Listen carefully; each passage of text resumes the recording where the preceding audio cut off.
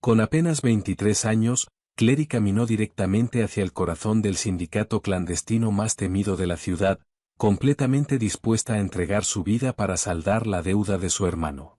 Se había preparado para una bala. Sabía que la imagen de sangre sobre un suelo de mármol prístino es algo que jamás se olvida. Pero para su absoluto asombro, el mismísimo diablo ignoró su arma y, en cambio, deslizó un anillo de diamante sobre la mesa de caoba. El viento que sopla desde el lago Michigan a finales de noviembre no solo enfría el cuerpo. Te atraviesa los huesos. Pero el temblor que sacudía el cuerpo de Clare mientras esperaba sentada bajo las luces fluorescentes de la sala de espera del hospital del condado de Cook no tenía nada que ver con el clima. Su hermano Leo estaba en la UCI con la mandíbula destrozada, 3 costillas rotas y un pulmón perforado. Los médicos dijeron que lo habían encontrado en un callejón del lado sur de la ciudad, tan salvajemente golpeado que, al principio, no habían podido identificarlo. Pero Clary sabía exactamente quién lo había hecho. Y, lo que era más importante, sabía por qué. Leo era un apostador. No del tipo glamoroso que uno ve en las películas, vestido de smoking.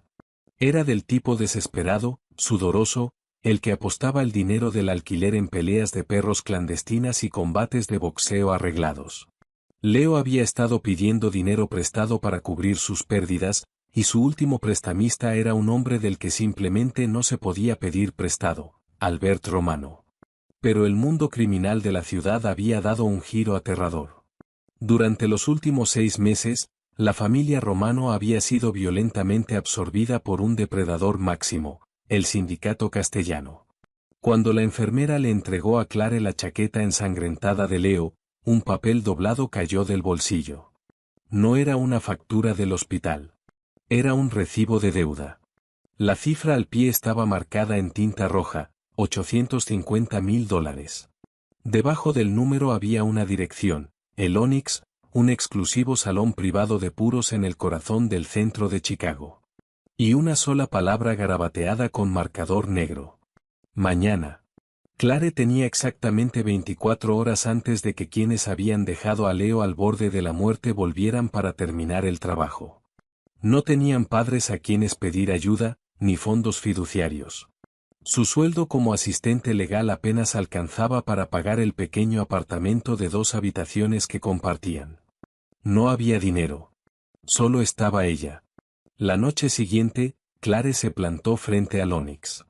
El edificio era discreto desde afuera, ladrillo oscuro, ventanas polarizadas y una pesada puerta de roble custodiada por 2 hombres con trajes a medida que apenas disimulaban el volumen de sus pistoleras.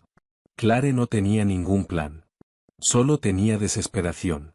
Necesito ver a quién administra los libros de contabilidad de Albert Romano, le dijo al guardia de la izquierda. Su voz temblaba, traicionando la postura segura que intentaba aparentar. El guardia sonrió con burla, recorriéndola de arriba abajo con la mirada. Perdida, cariño. Los clubes están 3 cuadras más abajo. Me llamo Clare Hayes. Mi hermano es Leo Hayes. Ustedes tienen su deuda. Estoy aquí para saldarla. La diversión desapareció del rostro del guardia. Tocó su auricular, murmuró algo que Clare no pudo escuchar y se hizo a un lado, abriendo la pesada puerta de roble. Nivel sótano. No se aparte del pasillo. El aire del interior estaba cargado con el olor de tabaco caro, cuero y licor oscuro. Clare fue escoltada por una escalera de terciopelo tenuemente iluminada hacia una oficina subterránea. Los guardias la cachearon, le quitaron el teléfono y el bolso, y la empujaron hacia una sala que parecía más la sala de juntas de un director ejecutivo que el guarida de un mafioso. Sentado detrás de un escritorio macizo tallado en caoba sólida había un hombre que lucía completamente sereno para el violento imperio que gobernaba. Teodore Castellano. No parecía un matón. Parecía un hombre de negocios despiadado y depredador. Tenía el cabello oscuro y perfectamente recortado, ojos del color del acero frío y una mandíbula afilada que habría podido adornar la portada de una revista de moda. Llevaba un traje azul medianoche que costaba más de lo que Clare ganaba en 2 años. Clare Hayes, dijo Teodore. Su voz era un barítono grave y resonante que le provocó un escalofrío involuntario en la columna. Esperaba a tu hermano. Aunque, dada su condición médica actual, supongo que un representante tiene sentido. Casi lo matas, soltó Clare con la voz entrecortada, aferrándose al respaldo de un sillón de cuero para evitar que le temblaran las manos. Yo no lo toqué, corrigió Teodore con calma, sirviéndose un vaso de líquido ámbar de una licorera de cristal. Los hombres de Albert Romano lo golpearon. Cuando adquirí los activos de Romano hace 3 días, también adquirí sus cuentas por cobrar. Tu hermano me debe $850,000, y no soy un acreedor paciente. Él no tiene ese dinero. Yo tampoco lo tengo. Teodore dio un lento sorbo a su bebida sin apartar la mirada de ella. Entonces, ¿por qué estás aquí, Clare?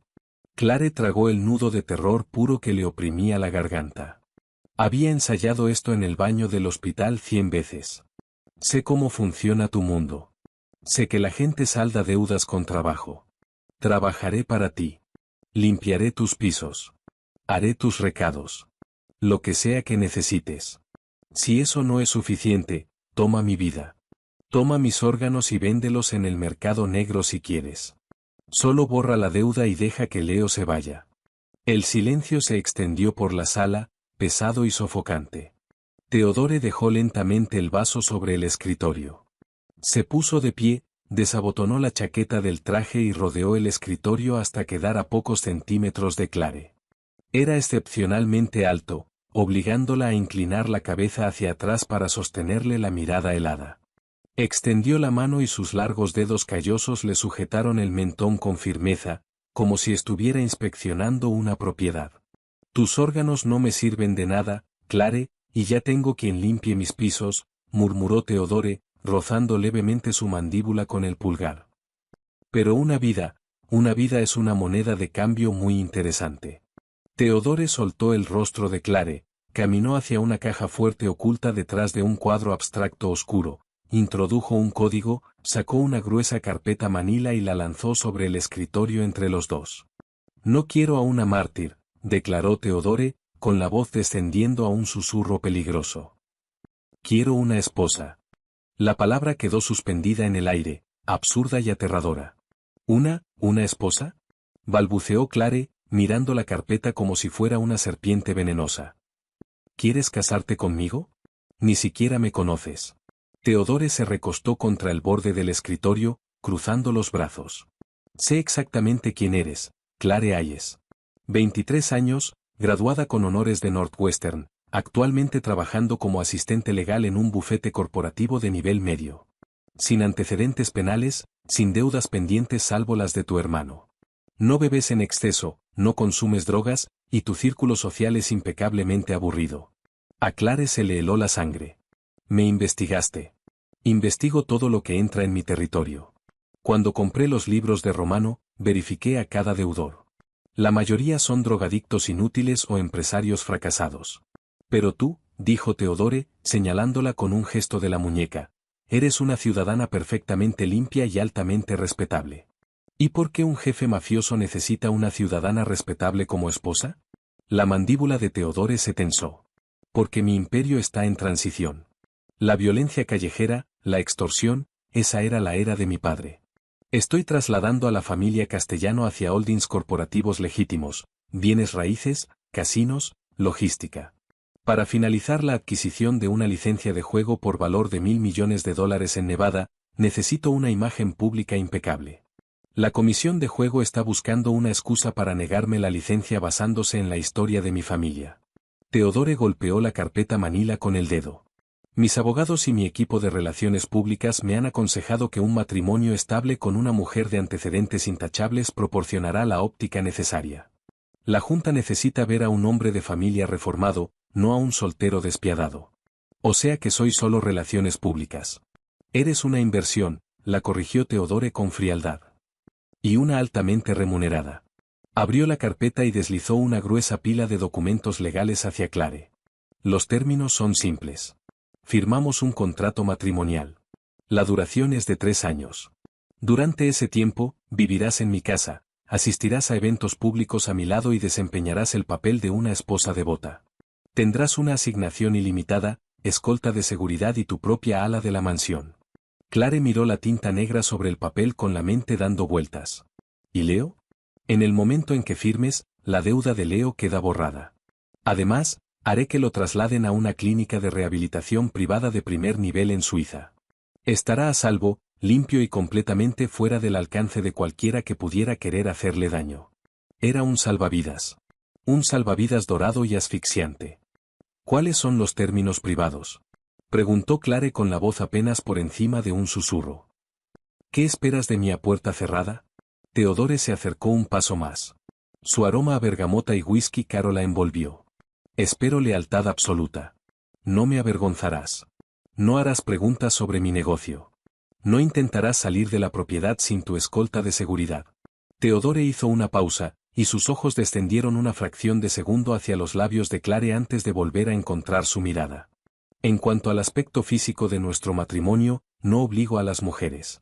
Compartirás mi nombre, pero no se te exigirá compartir mi cama a menos que tú lo elijas. Esto es una transacción de negocios. Nada más. Clare miró el contrato. Cláusula tras cláusula detallaba su sometimiento a los horarios de Teodore, sus apariciones obligatorias, los acuerdos de confidencialidad que prometían la ruina financiera total si alguna vez hablaba del arreglo. Era una jaula dorada. 3 años, repitió, intentando convencerse de que podría sobrevivirlo. 3 años, confirmó Teodore. Metió la mano en el bolsillo y sacó una pequeña caja de terciopelo. La abrió de golpe, revelando un anillo de diamantes tan grande e impecable que atrapaba la tenue luz de la oficina y proyectaba prismas por las paredes. ¿Tenemos un trato, Clare? Clare pensó en Leo, tendido en el hospital con tubos respirando por él. Pensó en los $850.000 colgando sobre sus cabezas como una guillotina. No tenía elección. Estaba completamente atrapada. Recogió el pesado bolígrafo Montblanc que descansaba sobre el escritorio de Teodore. Su mano temblaba violentamente, pero apoyó la punta sobre el papel. Sí, exhaló. Y firmó su vida. Teodore no sonrió. Simplemente tomó el bolígrafo de sus temblorosos dedos, recogió el anillo y lo deslizó en el dedo anular izquierdo de Clare. El metal estaba helado. Haz tus maletas, ordenó, volviendo a su silla. Un coche estará en tu apartamento a las 8 de la mañana de mañana. Bienvenida a la familia, señora Castellano. La boda fue un asunto estéril y transaccional. No hubo vestido blanco, ni música, ni familiares que la presenciaran. 3 días después de que Clare firmara el contrato, ambos se presentaron en la cámara privada de un juez cuya campaña estaba generosamente financiada por Castellano Holdings. Clare llevaba un sencillo traje color crema. Teodore vestía un smoking gris carbón que lo hacía parecer un monolito oscuro e inamovible. Cuando el juez los declaró marido y mujer, Teodore se inclinó hacia Clare. Clare se tensó, preparándose, pero los labios de Teodore apenas rozaron su mejilla. Fue un beso fantasma, desprovisto de cualquier calidez. En menos de 1 hora, Clare era conducida a través de las pesadas rejas de hierro de la mansión Castellano en los exclusivos suburbios del norte de Chicago. La casa era una imponente mansión de estilo gótico construida en piedra oscura, rodeada de hectáreas de jardines invernales perfectamente podados y una enorme muralla de seguridad. Este es tu hogar ahora, dijo Teodore mientras el chófer le abría la puerta. Sonó menos a una bienvenida que a una sentencia. Por dentro, la casa era intimidantemente silenciosa. Los suelos eran de mármol italiano importado, los techos altos y abovedados. Clare fue presentada a Beatrice, una mujer mayor y severa con un vestido gris prístino que ejercía de administradora de la mansión. Beatrice no la miró con el respeto debido a la señora de la casa, sino con la fría evaluación de una carcelera examinando a una nueva reclusa. Los aposentos de la señora están en el ala este, anunció Beatrice con acento seco y preciso. El señor Castellano reside en el ala oeste. La cena se sirve a las 8 en punto en el comedor formal. La impuntualidad no se tolera. La nueva habitación de Clare era más grande que todo su apartamento. Estaba hermosamente amueblada en tonos apagados de plata y azul, con una enorme cama de matrimonio, un vestidor enorme repleto de ropa de diseñador completamente nueva en su talla exacta, y un balcón con vistas al lago helado.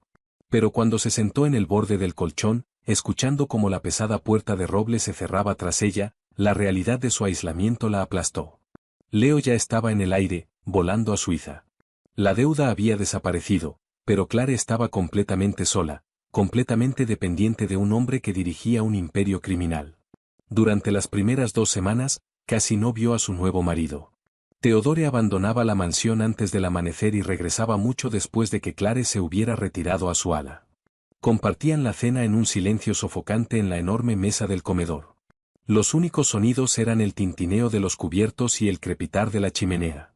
Theodore era cortés, ofreciéndole más vino o formulando breves preguntas sobre cómo se estaba adaptando, pero sus ojos siempre estaban distantes. Entonces llegó la gala. El baile de caridad invernal del alcalde es mañana por la noche, anunció Theodore una tarde durante el postre. Será nuestra primera aparición pública. La prensa estará muy presente. Llevarás el vestido rojo que Beatrice ha seleccionado para ti, y sonreirás.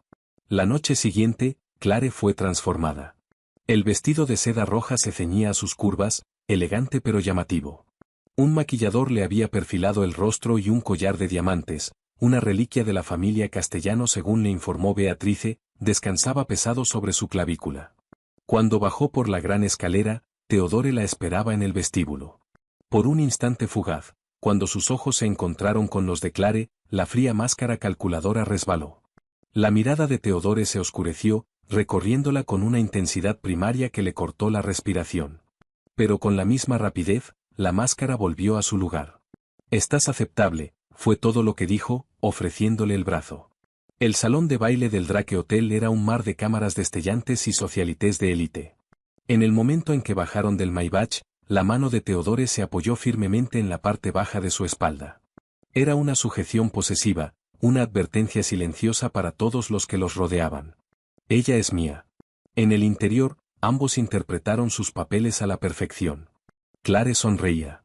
Reía ante los terribles chistes de los políticos locales y se apoyaba en Theodore cada vez que se acercaba un fotógrafo. Theodore desempeñó el papel del hombre de negocios recién reformado y enamorado a la perfección. Pero aproximadamente 1 hora después del inicio del evento, Theodore fue requerido por un concejal municipal para hablar sobre un permiso de zonificación. «Quédate junto a la torre de champán», le murmuró al oído. «No te muevas». Clare asintió, sosteniendo una copa de agua con gas. Fue entonces cuando lo sintió, el escozor de ser observada. Se giró y vio a un hombre que se aproximaba. Era mayor, de unos 50 y tantos años, con el cabello gris engominado hacia atrás y una sonrisa que no llegaba a sus crueles ojos pálidos. «Clare Hayes», dijo el hombre suavemente, deteniéndose a su lado. «O debería decir, señora Castellano». «¿La conozco?», preguntó Clare, dando un sutil paso atrás. «Soy Artur Rossi. Era socio comercial de Albert Romano antes de que su nuevo marido se abriera paso a sangre y fuego para absorber el territorio de Romano». El estómago de Clare se hundió. Rossi se acercó más, invadiendo su espacio. El olor a colonia barata y humo rancio emanaba de él. He de admitir que me sorprendió saber que Theodore se había casado con una don nadie, una asistente legal con un hermano adicto al juego. La sonrisa de Rossi se ensanchó, dejando ver los dientes ligeramente amarillos. «Pero entonces investigué un poco. Descubrí quién era tu padre». Clare se quedó paralizada. «Mi padre murió cuando tenía 10 años. Sí. Richard Hayes. Un contador brillante. Pero, ¿sabías para quién llevaba los libros antes de morir?». Rossi se inclinó hacia Clare, su voz un susurro venenoso. «Tu padre era el director financiero de la familia Castellano, Clare. Era quien testificó en una audiencia a puerta cerrada, proporcionando las pruebas que enviaron al tío de Theodore a prisión federal de por vida». La copa de champán se deslizó de los dedos de Clare y se hizo añicos contra el suelo de mármol. «Theodore no te eligió al azar para ser su novia de relaciones públicas», se regodeó Rossi, disfrutando del horror de Clare. «Se casó con la hija del hombre que traicionó a su familia. No eres su esposa. Eres su trofeo de venganza». Antes de que Clare pudiera procesar las palabras, una mano pesada se cerró sobre el hombro de Rossi. «Rossi», la voz de Theodore era un gruñido bajo y letal que parecía vibrar el propio aire a su alrededor. «Creo que estabas invadiendo el espacio personal de mi esposa». Rossi palideció, dando un rápido paso atrás. «Solo ofrecía mis felicitaciones, Castellano». «Ofrécelas desde lejos», ordenó Theodore suavemente. «Antes de que decida que tu deuda conmigo necesita cobrarse esta noche». Rossi prácticamente huyó del salón de baile. Teodore se volvió hacia Clare. Sus ojos descendieron hasta el cristal hecho añicos a sus pies, luego subieron hasta su rostro aterrorizado. ¿Qué te dijo?, exigió Teodore.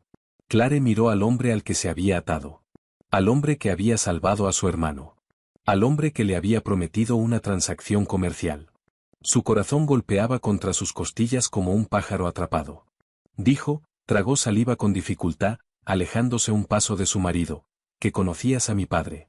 La mandíbula de Teodore se apretó con fuerza, con un músculo palpitando violentamente en su mejilla. El silencio entre ellos se extendió frío y condenatorio. Teodore no la había comprado para salvarla. La había comprado para poseer el linaje que lo había traicionado. El viaje de regreso a la mansión en el asiento trasero del Maybach blindado fue asfixiante. El tabique que lo separaba del chofer estaba levantado, encerrando a Teodore y Clare en una bóveda a prueba de sonido cargada de tensión. Fuera, las luces resplandecientes de la avenida Michigan se difuminaban al otro lado del cristal tintado, pero Clare no podía apartar los ojos del hombre que estaba sentado en las sombras a su lado. Teodore se sirvió una medida de whisky de la licorera de cristal del coche, con movimientos lentos y deliberados. No le ofreció nada. ¿Es verdad? La voz de Clare tembló, rompiendo el pesado silencio. ¿Conocías a mi padre? Teodore no la miró. Fijó la vista en el líquido ámbar de su copa. Sí. Conocía a Richard. La confirmación la golpeó como un puñetazo físico. Mi padre era un contador corporativo de una empresa de logística de nivel medio. ¿No estaba involucrado en esto? No era parte de la mafia. Era el director financiero de Castellano Imports, corrigió Teodore, con la voz desprovista de emoción. Una empresa fantasma que mi tío Carmine Castellano utilizaba para blanquear decenas de millones de dólares a través del puerto de Chicago. Tu padre era brillante, Clare. Ocultó el dinero tan bien que la hacienda pública pasó medio decenio persiguiendo fantasmas, hasta que tu padre decidió que quería salirse. Clare se apretó contra el cuero frío de la puerta, poniendo tanta distancia como era posible entre ambos. Rossi dijo que mi padre testificó contra tu familia. Teodore por fin giró la cabeza. Sus ojos grises captaron las luces de la calle al pasar. Eran completamente ilegibles. En 2011, tu padre se acercó a la oficina del FBI en Roosevelt Road.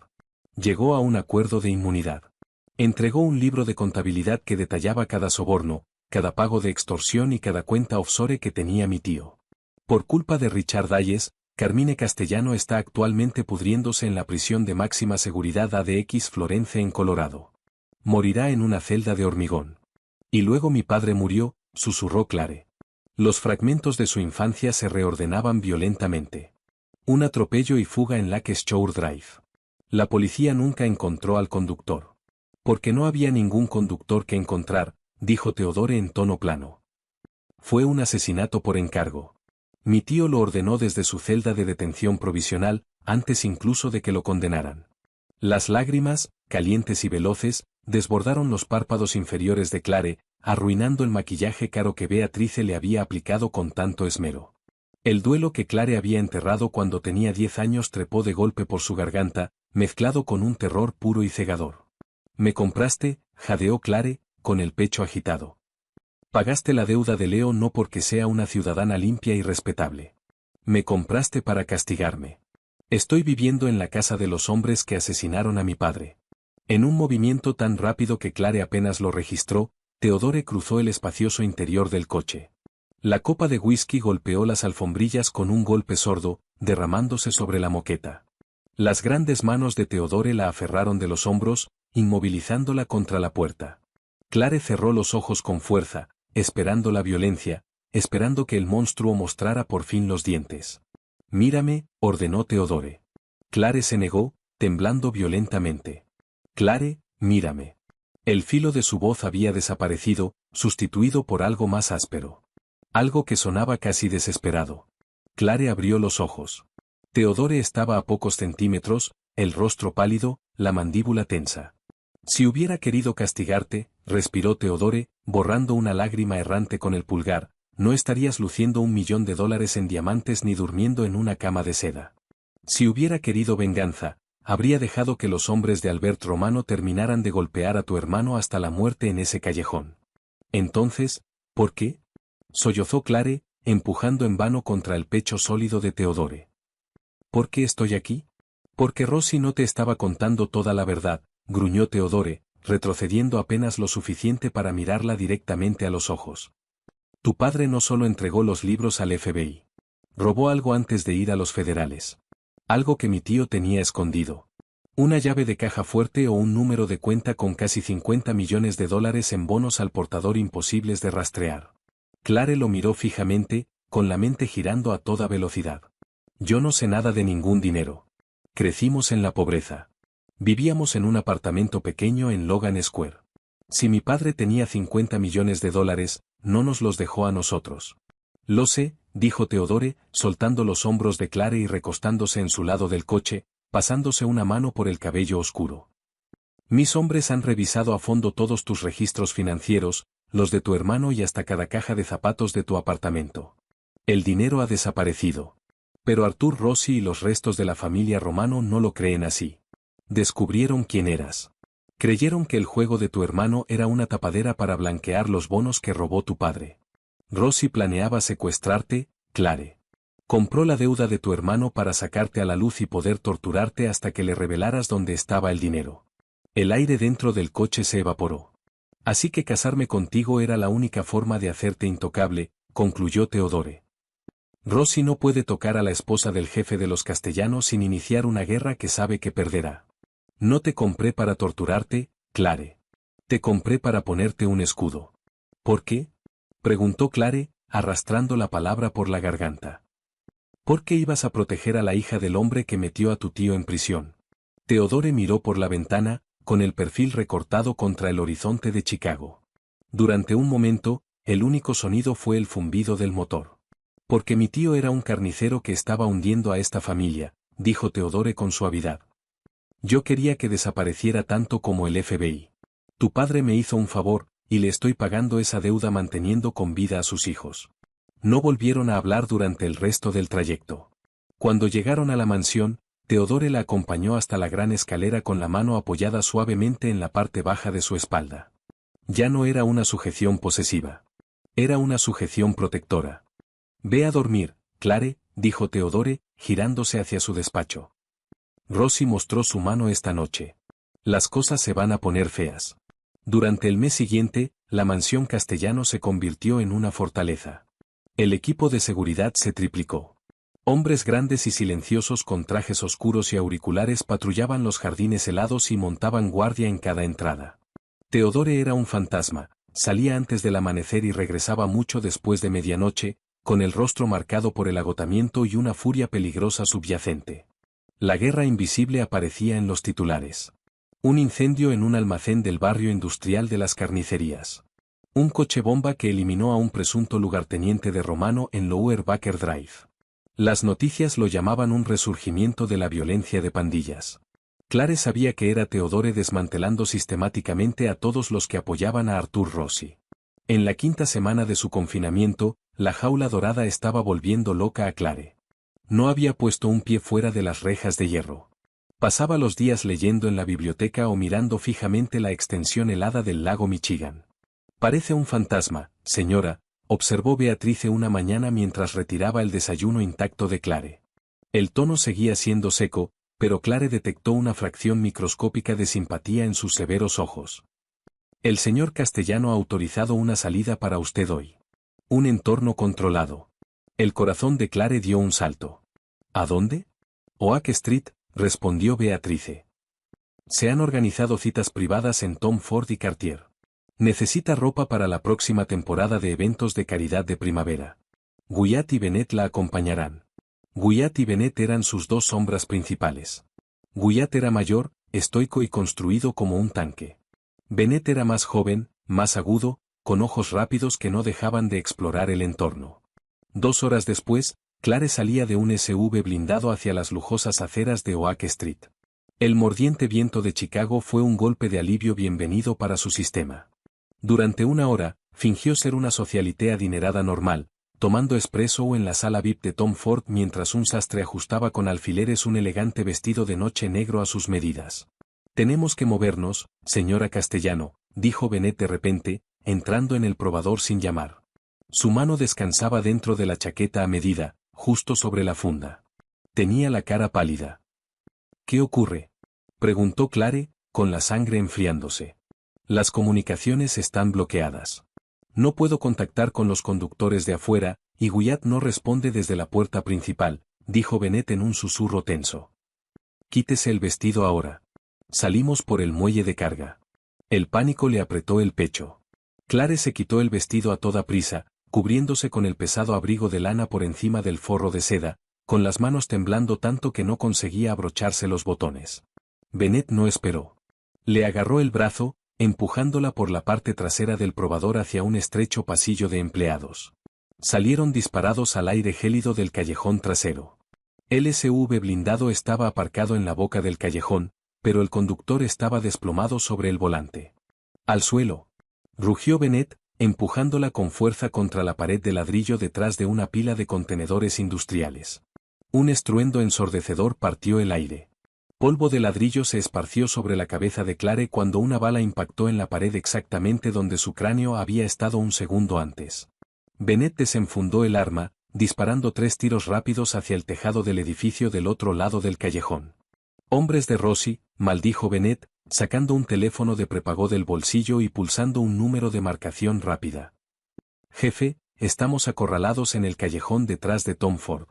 Hay un francotirador en el tejado y al menos 3 tiradores avanzando desde la calle. Guyat está caído». Clare se tapó los oídos con las manos, apretando los ojos mientras estallaba el tiroteo. No era como en las películas. Era imposiblemente ruidoso. Una presión física que vibraba en sus dientes. Escuchó el espeluznante ping de las balas desgarrando los contenedores metálicos que los protegían. Bennett le agarró el hombro, obligándola a mirarlo. «Cuando te diga que corras, sprintas hacia la puerta de carga de la boutique Prada al otro lado del callejón. No pares. No mires atrás. No te dejo aquí», gritó Clare por encima del ruido. «Tú eres el objetivo. Si te atrapan, Theodore lo pierde todo. Ve». Bennett se puso de pie, proporcionando fuego de cobertura. Clare se puso en pie de un salto, con sus tacones de diseño resbalando sobre el asfalto helado. Había dado 5 pasos cuando sonó otro disparo, seguido de un golpe enfermizo. Se giró. Bennett estaba en el suelo, agarrándose el muslo, con la sangre acumulándose rápidamente en la nieve sucia. 2 hombres con pesadas chaquetas tácticas doblaron la esquina del callejón, con las armas levantadas, apuntando directamente a Clare. Clare se quedó paralizada, con la respiración atascada en la garganta. Esto era el final. La deuda estaba siendo cobrada. De repente, el rugido de un motor enorme resonó contra las paredes de ladrillo. Un negro y fuertemente modificado G-Wagon irrumpió en el callejón a 80 km por hora, chocando directamente contra los 2 pistoleros. El impacto los lanzó como muñecos de trapo contra el muro de ladrillo. El G-Wagon clavó los frenos, con los neumáticos chirriando contra el hielo. La puerta del copiloto se abrió de una patada y Theodore bajó de un salto. No llevaba un traje de diseño. Llevaba un chaleco táctico sobre un jersey negro y sostenía un rifle de asalto negro mate. Sus ojos, normalmente fríos y calculadores, eran un infierno puro y sin adulterar. No dudó. Levantó el rifle y disparó una ráfaga precisa y controlada hacia el tejado, silenciando al francotirador. Luego recorrió el callejón con la vista, asegurándose de que los hombres en el suelo ya no eran una amenaza. «Clare, al coche», rugió Theodore, su voz cortando el zumbido en sus oídos. Clare salió de su estado de shock y corrió hacia Bennett. «Ayúdame a levantarlo», le gritó a su marido. Theodore colgó el rifle al hombro, agarró a Bennett por el arnés táctico y lo subió al asiento trasero sin esfuerzo aparente. Clare se subió al asiento del copiloto justo cuando Theodore se lanzaba al volante. Metió el G-Wagon en marcha atrás, saliendo del callejón a toda velocidad y metiéndose violentamente en la avenida Michigan, zigzagueando entre el aterrorizado tráfico civil. Las manos de Clare estaban cubiertas con la sangre de Bennett. No podía dejar de temblar. «¿Vamos al hospital? Tenemos que ir a Northwestern. Si lo llevo a un hospital público, los hombres de Rossi terminarán el trabajo en urgencias», dijo Theodore, con la mandíbula tan apretada que parecía tallada en granito. «Vamos a una casa segura en Galena. Tengo un cirujano privado esperando». Theodore extendió la mano, cubriéndole las pequeñas y ensangrentadas manos de Clare con la suya grande y cálida. El apretón fue feroz, anclándola a la realidad. ¿Te han dado? Exigió saber Theodore, con los ojos yendo del camino a Clare. No, consiguió decir Clare. Estoy bien. Theodore soltó un aliento que sonó como un estremecimiento. Rossi está muerto. Voy a desmantelar su imperio hasta los cimientos y luego lo voy a enterrar bajo ellos. Clare miró al hombre que había comprado su vida. Al jefe mafioso. Al despiadado hombre de negocios. Al monstruo que acababa de matar a 3 personas sin pestañear. Pero mientras su mano apretaba la suya, Clare se dio cuenta de algo aterrador. Ya no le tenía miedo a él. Le tenía miedo por él. El contrato que había firmado se suponía que era un acuerdo comercial. Pero mientras salían a toda velocidad de los límites de la ciudad, dejando atrás las ensangrentadas calles de Chicago, Clare supo que las líneas se habían borrado. Ya no interpretaban un papel para el público. Estaban en guerra, y estaban completamente atados el uno al otro. El viaje hacia el oeste fue una mezcla borrosa de adrenalina, sangre y el rugido del motor del G-Wagon devorando los kilómetros de la Interestatal 90. Dejaron atrás la peligrosa y resplandeciente línea de horizonte de Chicago, adentrándose en el desierto helado y austero del condado de Jodavies. Cuando cruzaron hacia Galena, la nieve caía en gruesas y pesadas ráfagas, enterrando las sinuosas carreteras rurales. La casa segura de Theodore no era una rústica cabaña oculta al final de un camino privado densamente arbolado cerca del Chestnut Mountain Resort. Era una obra maestra brutalista de hormigón reforzado y cristal antibalas de suelo a techo, diseñada para parecer un retiro arquitectónico mientras funcionaba como una fortaleza impenetrable. En el momento en que los neumáticos crujieron sobre el pavimento del garaje climatizado, el reducido personal de la finca descendió sobre ellos. El Dr. Miller, un hombre que Clare no había conocido antes, ya estaba esperando en una habitación estéril y brillantemente iluminada en el sótano que era idéntica a una sala de trauma hospitalaria. La arteria femoral está intacta, pero la bala se fragmentó contra el fémur, evaluó rápidamente el Dr. Miller mientras cortaba los pantalones empapados de sangre de Bennett con tijeras quirúrgicas. Necesito tenerlo sedado. Señora Castellano, si va a desmayarse, salga de la habitación ahora. Si se queda, póngase estos guantes y aplique presión aquí mismo. Clare no huyó. La chica que había temblado en el despacho de Theodore un mes atrás parecía un recuerdo lejano. Se puso los guantes de nitrilo azules de un chasquido, presionando las manos exactamente donde el médico le indicaba, sintiendo el caliente y aterrador pulso de la vida de Bennett bajo sus palmas. Durante 2 angustiosas horas, estuvo de pie junto al cirujano, pasándole gasas e instrumental, mientras Theodore permanecía en un rincón de la sala como un gárgola. Su chaleco táctico había desaparecido, el jersey negro enrollado hasta los codos, revelando unos antebrazos tensos y marcados con cicatrices desvanecidas. No apartó los ojos de Clare en ningún momento. Vivirá, anunció finalmente el Dr. Miller, apartándose de la mesa de operaciones y bajándose la mascarilla quirúrgica.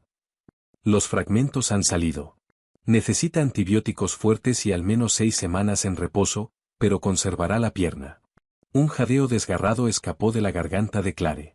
Se quitó los guantes ensangrentados de las manos, con las rodillas amenazando de repente con ceder mientras la adrenalina que la había mantenido en pie desde Oak Street se evaporaba violentamente. Salió tambaleándose de la sala médica y prácticamente se arrastró escaleras arriba hasta la planta principal. La casa estaba completamente en silencio, salvo por el aullido del viento que golpeaba las paredes de cristal. Clare encontró un enorme baño principal revestido de pizarra oscura y simplemente se sentó en el suelo de la ducha de cristal, completamente vestida, abrazándose las rodillas. No sabía cuánto tiempo llevaba allí temblando cuando se abrió la puerta del baño. Theodore entró. Se había lavado la sangre de las manos, pero su rostro seguía siendo una máscara de devastación exhausta. No habló. Simplemente entró en la ducha, se agachó y le agarró los brazos a Clare, poniéndola en pie. Extendió la mano y abrió el agua. Estaba escaldadoramente caliente, empapando en segundos el abrigo de lana y el forro de seda, lavando el polvo de ladrillo seco y la sangre por el desagüe de pizarra. «Quítate el abrigo, Clare», murmuró Theodore, con la voz apenas un hilo. Los dedos de Clare temblaban demasiado para desabrocharse los botones. Theodore apartó con suavidad las manos de Clare con una ternura aterradora que contradecía completamente la violencia que había presenciado en el horas antes. Desabrochó el arruinado abrigo de lana y lo dejó caer al suelo. «Hoy salvaste la vida de Bennett», dijo Theodore con voz queda, con los ojos de acero buscando los de Clare a través del vapor. La mayoría de la gente se habría paralizado. Tú mantuviste la posición. Estaba aterrorizada, susurró Clare, con el agua caliente pegándole el cabello al cráneo. El miedo te mantiene viva. El pánico te mata. Tú no entraste en pánico. Theodore dio un paso más hacia Clare. El calor que irradiaba de su imponente figura era magnético. Te prometí mantenerte a salvo, Clare. Te fallé hoy. Rosie llegó demasiado cerca. Viniste por mí, le respondió Clare, alzando la vista hacia su afilada mandíbula, la oscura sombra de barba que ensombrecía su rostro. Te pusiste en la línea de fuego. No tenías que hacer eso por un teatro de relaciones públicas. Una risa oscura y amarga escapó de Theodore. ¿Sigues creyendo que esto es lo que es? ¿Crees que arriesgaría mi imperio, mis hombres, mi propia vida por la óptica pública? Theodore extendió la mano y trazó con el pulgar la línea de la mandíbula de Clare, con el tacto marcándole la piel. El contrato era una excusa, Clare. Era un papel para justificar hacer lo único que se me ocurrió para sacarte de esa sala de espera del hospital y meterte en mi casa. Te vi sentada allí, dispuesta a entregar tu vida a un monstruo para salvar a tu hermano. Y supe que nunca iba a dejar que otro hombre fuera dueño de tu deuda. A Clare se le cortó la respiración. La distancia entre los dos se evaporó. No supo quién se movió primero, pero de repente la boca de Theodore estaba sobre la suya y fue como encender una cerilla en una habitación llena de gas. El beso fue desesperado, implacable y completamente arrollador. Las manos de Clare se enredaron en su cabello oscuro y mojado mientras Theodore la empujaba contra la pared fría de pizarra de la ducha. Sus manos recorrieron su cintura con una sujeción posesiva y absoluta. En esto no había nada transaccional. Esto era una reclamación. Dime que pare, gruñó Theodore contra sus labios, con el pecho agitado contra el suyo. Dime que me aleje, Clare. Y te juro por Dios que lo haré. No, jadeó Clare, atrayéndolo hacia ella. No te alejes. El acuerdo comercial se hizo añicos sobre el suelo mojado junto a los restos de su antigua vida. Se consumieron el uno al otro con la urgencia frenética de dos personas que acababan de burlar a la muerte, anclándose en lo único real que quedaba en un mundo construido sobre mentiras y sangre. Más tarde, envueltos en un pesado edredón de plumón sobre la cama con vistas al río Mississippi helado, la realidad volvió a irrumpir. Rosie no va a parar, dijo Clare en voz baja, apoyando la cabeza en el pecho de Theodore, escuchando el latido estable y reconfortante de su corazón. No si cree que sé dónde escondió mi padre $50 millones. El brazo de Theodore se apretó a su alrededor. No tendrá la oportunidad. Ya he corrido la voz entre las 5 familias de Nueva York y el sindicato de Vegas. Para mañana por la mañana, habrá una recompensa tan grande sobre la cabeza de Arthur Rosie que su propia madre jalaría del gatillo. Clare cerró los ojos, intentando pensar. Su padre, Richard Hayes. Intentó evocar el recuerdo del hombre que supuestamente había robado una fortuna a la mafia. Recordaba el olor de su colonia Old Spice. Recordaba cómo la ayudaba pacientemente con los deberes de matemáticas. Recordaba el último cumpleaños antes de que él muriera. Los ojos de Clare se abrieron de par en par. Theodore. Clare se incorporó, aferrando el edredón al pecho. Mi 10º cumpleaños. Fue 3 días antes de que mataran a mi padre. Theodore se puso alerta al instante, con la mirada agudizándose. ¿Qué pasa con ese cumpleaños? Me regaló una caja de joyas. Era una cosa barata de madera rosa que tocaba el lago de los cisnes. Estaba tan enojada porque Leo recibió una bicicleta nueva y yo recibí una caja de madera. La mente de Clare corría, con las piezas encajando con un clic aterrador. Me dijo que era una caja mágica. Me dijo que había un compartimento secreto bajo el forro de terciopelo y que había escondido un tesoro dentro para mí. Me hizo prometer que nunca abriría el compartimento hasta que fuera lo suficientemente mayor para entender qué hacer con él. Theodore se incorporó completamente, con las sábanas cayendo lejos de su torso lleno de cicatrices. ¿Dónde está la caja, Clare? La traje conmigo a la mansión. Está en el cajón inferior de mi tocador en el ala este. Nunca abrí el compartimento. Me había olvidado de que estaba ahí. Theodore alargó la mano hacia el teléfono de prepago en la mesilla de noche. Marcó un número con los ojos fijos en Clare. Wyatt, necesito que vayas a los aposentos de mi esposa. Cajón inferior del tocador. Abre la caja de música y dime qué hay dentro. Esperaron en un silencio sin respiración durante 10 minutos. Cuando el teléfono finalmente sonó, Theodore puso el altavoz. Jefe, La voz de Guyat chisporroteó a través del altavoz, tensa de incredulidad. Es una llave de caja de seguridad de latón. Tiene un número de serie grabado y el antiguo logotipo del Continental Illinois Bank. Continental Illinois. Un banco que había quebrado en los años 90, cuyos depósitos físicos habían sido adquiridos y mantenidos por Bank of America en la calle La Salle. El fantasma de Richard Hayes acababa de entregarles el arma para matar a sus asesinos. Trae la llave a Galena, Guyat. Esta noche, ordenó Theodore. Colgó el teléfono y miró a Clare. Una sonrisa peligrosa y depredadora asomó a sus labios. Ya no vamos a escondernos más, Clare. Vamos a tender una trampa. El plan fue una obra maestra de disección letal. Theodore no fue al banco. En cambio, utilizó sus contactos dentro del Departamento de Policía de Chicago para filtrar un rumor altamente clasificado. Theodore Castellano había localizado los $50 millones en bonos al portador y los estaba trasladando desde la cámara acorazada de la calle La Salle hasta una pista de aviación privada en Gary, Indiana, a medianoche del viernes. Era un cebo. Y Arthur Rossi, desesperado y sin fondos para pagar a sus mercenarios, lo tragó entero. El viernes por la noche, la casa segura de Galena estaba sellada con más seguridad que un búnker nuclear. Theodore había partido 3 horas antes con una caravana de hombres fuertemente armados en dirección a la abandonada acería de Gary. Guyat, que había sobrevivido a la emboscada de Oak Street con una costilla magullada gracias al chaleco antibalas, quedó al mando de la escolta de seguridad de Clare. Clare estaba sentada en el salón, mirando fijamente la chimenea rugiente, con un receptor de radio sobre la mesa de cristal. Theodore había insistido en que se mantuviera completamente al margen del enfrentamiento, pero le había dado la frecuencia cifrada para que pudiera seguir la operación. El perímetro está establecido, dijo Guyat, paseando por la sala con un rifle de asalto al hombro. El jefe tiene la posición elevada en la acería. Es un cajón de arena mortal, señora Castellano. Rossi está entrando en una picadora de carne. Clare asintió, sorbiendo una taza de café negro que sabía a ceniza. Tenía el estómago hecho un nudo apretado y doloroso. La radio crepitó. Eco 1 a base. Tenemos visual. 3 suburbanos negros entrando por la puerta norte de la acería. Cambio. Déjenlos llegar al centro del patio, respondió la voz de Theodore, fría y completamente desprovista de piedad. No disparen hasta que el vehículo líder se detenga. La tensión en el salón era sofocante. Clare cerró los ojos, rezando a un Dios al que no había hablado desde la muerte de su padre, pidiendo el regreso sano y salvo de Theodore. Se han detenido.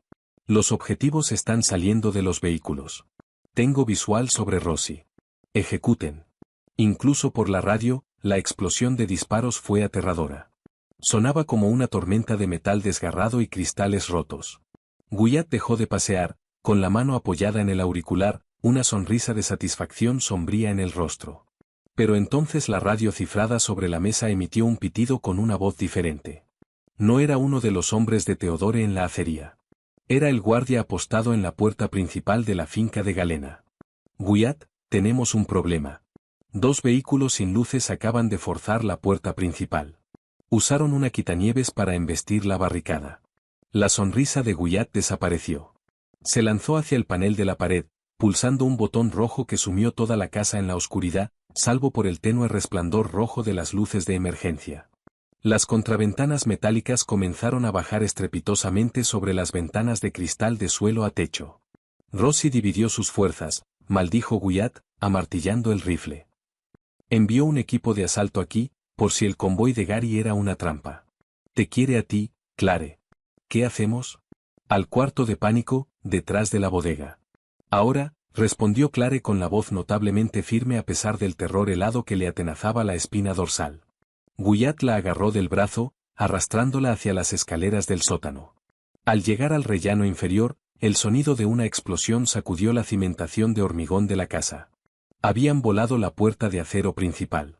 Los disparos estallaron directamente sobre sus cabezas. Clare escuchó los gritos de los guardias de la finca, los sordos golpes de cuerpos cayendo al suelo. Eran demasiados. Rossi había enviado un ejército. Llegaron a la bodega. Guyat empujó una botella específica del estante y una pesada puerta de acero se abrió, revelando una habitación reforzada sin ventanas. Entra, ordenó Guyat, empujándola físicamente hacia el interior. Antes de que pudiera seguirla, Un hombre con un mono de camuflaje blanco dobló la esquina de la bodega, apuntándole con una metralleta. Wyatt empujó con fuerza la pesada puerta de acero del cuarto de pánico justo cuando el hombre disparaba. Clare gritó al escuchar cómo la puerta hacía clic y la sumía en una oscuridad total. Golpeó las manos contra el acero, escuchando los apagados y horribles sonidos de un combate a corta distancia en el otro lado. Luego el silencio. Clare retrocedió lentamente de la puerta, con el pecho agitado. El cuarto de pánico era pequeño, iluminado únicamente por una diminuta tira de LED alimentada por batería en el techo. Había una radio sobre un pequeño escritorio de metal, un botiquín de primeros auxilios y una caja con llave. Clare se tambaleó hacia el escritorio, encendiendo la radio. Estaba muerta. Habían bloqueado la señal. De repente, la pesada puerta de acero del cuarto de pánico gimió. Alguien intentaba arrancar el teclado electrónico de la pared exterior. El metal chirriaba mientras una palanca era introducida a la fuerza en el marco de la puerta. Habían matado a Wyatt. Venían por ella. Clare no se acurrucó en el rincón. Recordó lo que Theodore le había dicho en la ducha. El miedo te mantiene viva. El pánico te mata. Agarró el pesado botiquín de metal del escritorio. Se colocó al lado de la puerta, pegando la espalda a la pared de hormigón, levantando la pesada caja por encima de su cabeza. La puerta cedió con un violento crujido, abriéndose hacia adentro. Un hombre entró en la tenue luz del cuarto de pánico con una pistola levantada, los ojos explorando los rincones vacíos. Algo no encajaba. Clare descargó la caja de metal hacia abajo con toda la fuerza que tenía en el cuerpo. La golpeó perfectamente en la sien. El hombre se desplomó en el suelo sin hacer ningún sonido, con la pistola repicando contra el hormigón. Clare soltó la caja, jadeando, y se lanzó a por el arma. La recogió. Era una Glock 19, pesada y fría en sus manos. La apuntó hacia la entrada, con el dedo sobre el gatillo, con las manos temblando tan violentamente que el cañón trepidaba. Pasos en la bodega. Lentos. Deliberados. Clare. La voz le destrozó la tensión en el pecho. Clare bajó el arma, con las lágrimas cegándola, mientras Theodore aparecía en el umbral del cuarto de pánico. Estaba cubierto de hollín, con el rostro surcado de sangre, pareciendo un demonio saliendo del infierno. Detrás de él, Wyatt estaba desplomado contra las estanterías de vino, sujetándose un hombro ensangrentado, pero muy vivo. Theodore miró al hombre inconsciente en el suelo del cuarto de pánico, luego a la Glock temblando en las manos de Clare. Cruzó la pequeña habitación de 2 zancadas, le quitó el arma suavemente y la atrajo hacia su pecho, enterrando la cara en su cabello con los brazos cerrándose a su alrededor como un tornillo. «Te tengo», susurró Theodore con fiereza, con la voz temblando por primera vez desde que lo conocía. «Te tengo». Se acabó. «¿Rosie?», sollozó Clare contra el chaleco táctico de Theodore, abrumada por el olor a pólvora y sangre. «Muerto», confirmó Theodore, presionando un beso en la coronilla de su cabeza. «El sindicato romano está erradicado. La deuda está pagada». 3 años después, el calor del desierto de Nevada en julio era sofocante, pero dentro del penthouse privado climatizado del Wynn de Las Vegas, la temperatura era perfectamente agradable. Clare estaba junto a las ventanas de suelo a techo, mirando el deslumbrante oasis de neón de la franja de casinos.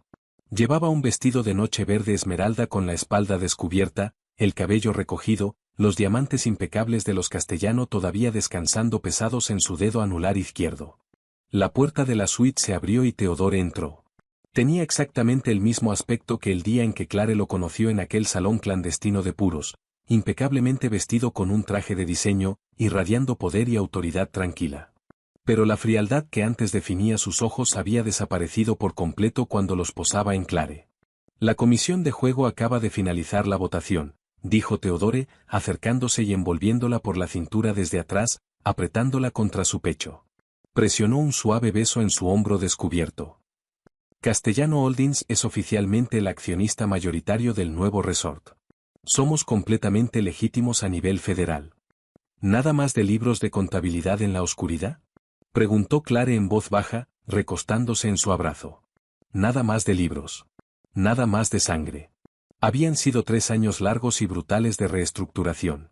Theodore había desmantelado sistemáticamente los brazos ilegales del imperio de su familia, volcando el dinero blanqueado, incluidos los 50 millones que eventualmente recuperaron de la cámara acorazada de la calle Lasalle, en infraestructura corporativa legítima. Le costó aliados. Le costó sangre. Pero había cumplido su promesa. Leo vivía ahora en Seattle, dirigiendo un restaurante de alta gama que Theodore había financiado discretamente. Llevaba 2 años y medio sobrio. Theodore la giró para quedar frente a él. Metió la mano en el bolsillo interior de la chaqueta del traje y sacó un papel doblado. Se lo entregó. Clare lo abrió. Era un documento legal sellado por un juez del condado de Cook. Una anulación. Hoy se cumplen exactamente 3 años desde que firmaste el contrato, dijo Theodore con voz queda, con los ojos observando atentamente su cara. La deuda quedó saldada hace mucho tiempo. El imperio es legítimo.